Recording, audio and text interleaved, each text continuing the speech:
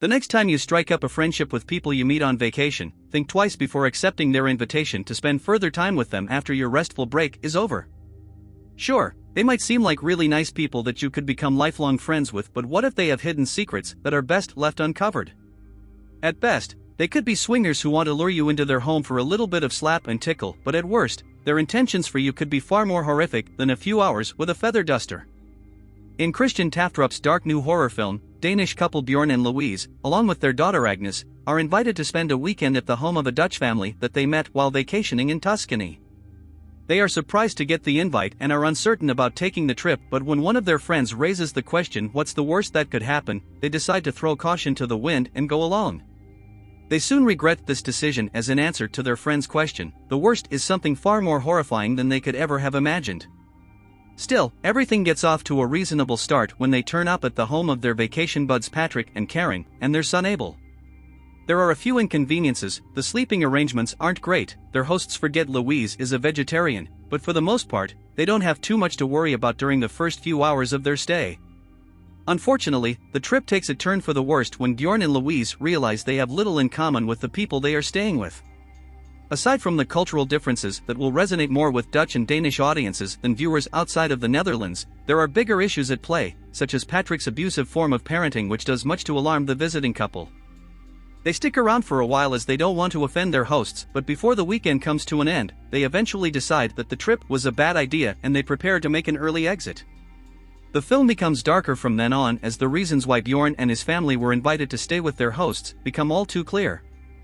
What was once a social commentary and black comedy rolled into one becomes something far more nightmarish, with scenes that may be traumatic for viewers of a sensitive nature. The final few moments in the film are particularly disturbing and they may well haunt you long after the end credits have rolled. Jaded horror fans, who are bored of copycat slasher movies and unimaginative horror tales, will likely appreciate this film. It's far more intelligent than others of its type, with realistic scenarios and surprises that will be hard to predict for many. It's definitely more of a feel-bad film than something that is ultimately cathartic, but if you want a story that will get under your skin and crawl beneath it for days and weeks to come, this will more than satisfy you.